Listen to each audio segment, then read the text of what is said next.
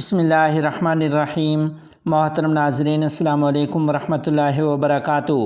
سربراہ جمعیت علماء اسلام پاکستان کی قطر آمد، حامیم الف سین تحریک کی رہنما خالد اشل سے ملاقات۔ تفصیلات کے مطابق جمعیت علماء اسلام کے سربراہ مولانا فضل الرحمان صاحب گزشتہ شب سعودی عرب جدہ سے سیدھا قطر پہنچے ہیں۔ گزشتہ رات پہنچتے ہی قطر میں ارض مقدس اور حامیم الف سین کے رہنماؤں سے ملاقات کی ہے۔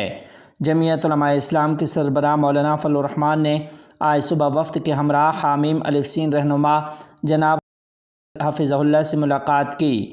ملاقات کے دوران جمعیت علماء اسلام اور پاکستان کے عوام کی جانب سے شیخ ابوالعبد رحمہ اللہ کی عظیم الشان شہادت پر تعزیت پیش کی۔ بعد ازاں مولانا فضل الرحمان صاحب نے شہداء ارض مقدس کے لیے فاتحہ خوانی اور دعا کی ہے۔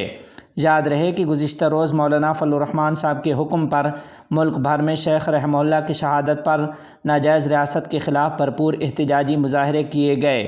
اسی طرح مولانا فضل الرحمان کے حکم پر جمعیت علماء اسلام کے ممبران نے قومی اسمبلی، سینٹ، خیبر پختونخوا اور بلوچستان اسمبلی میں قراردادیں بھی پیش کی ہیں۔ آپ کی ہدایت پر شہید ابوالعبد رحمہ اللہ کے لیے ملک بھر کی مساجد و مدارس میں قرآن خوانیاں بھی کی گئی ہیں۔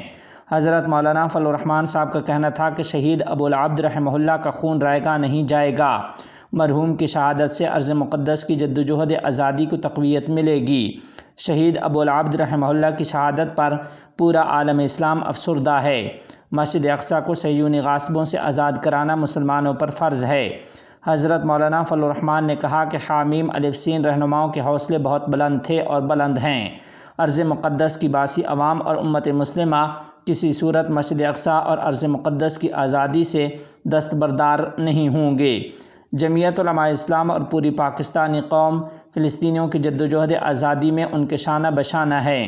دعا ہے کہ اللہ کریم مرحوم کی شہادت کو قبول فرمائے اور ان کو اپنے شایان شان جزا عطا فرمائے، اور اللہ کریم لواحقین کو صبر جمیل عطا فرمائے۔